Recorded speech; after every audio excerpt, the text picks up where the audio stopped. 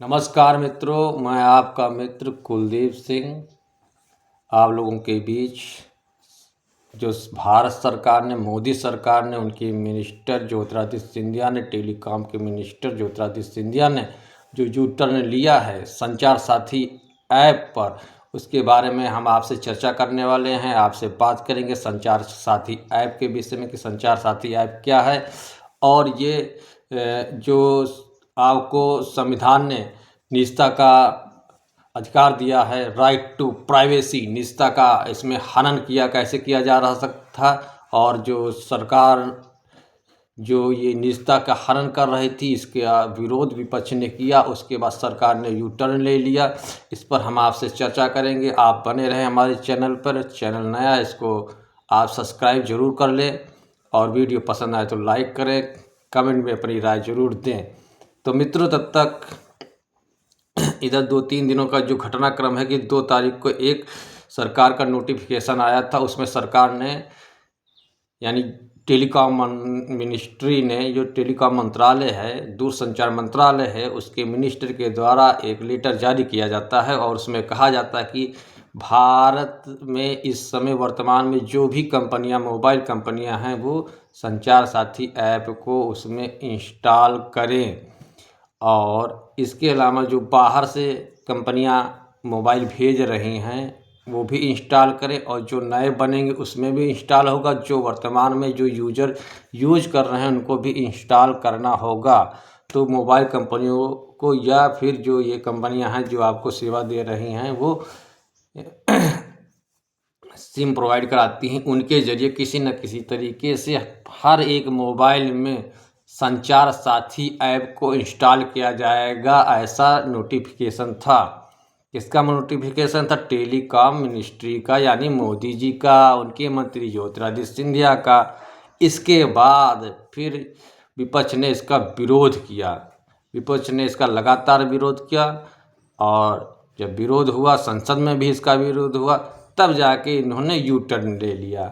अब U turn ये है कि अब ये बोल रहे हैं संसद में भी और संसद के बाहर भी, इनके मिनिस्ट्री के जो लोग हैं, यानी दूरसंचार मंत्रालय के जो मंत्री हैं ज्योतिरादित्य सिंधिया, कि ये वैकल्पिक है, आपकी इच्छा पर निर्भर करता है कि आप इसको अपने मोबाइल में इंस्टॉल करें या इंस्टॉल ना करें। तो इन्होंने सभी कंपनियों को ऑर्डर दे दिया था, जिसमें से एप्पल ने मना कर दिया।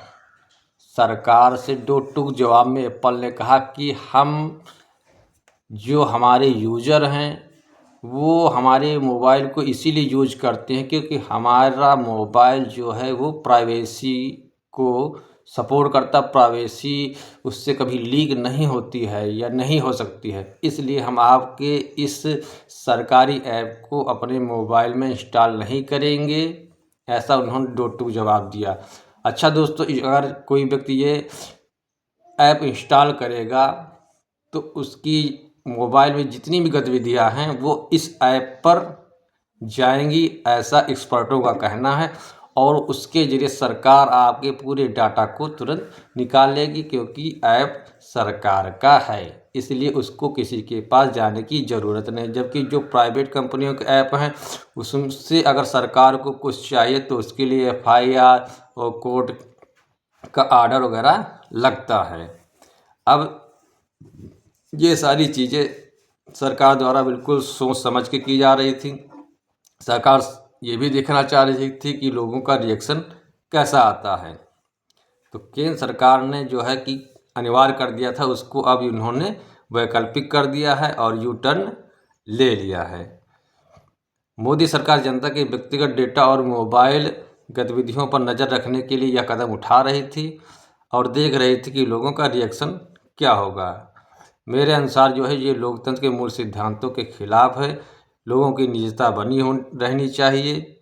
जिसका जो मन करे वो अपना ऐप यूज करे, मन ना करे तो यूज ना करे। और संसद में जो डाटा दिए गए हैं कि मोबाइल इतने चोरी हुए, इसके ज़रिए इतने पकड़ लिए गए हैं, ये भी एक तरीके का जो है झूठा डाटा है।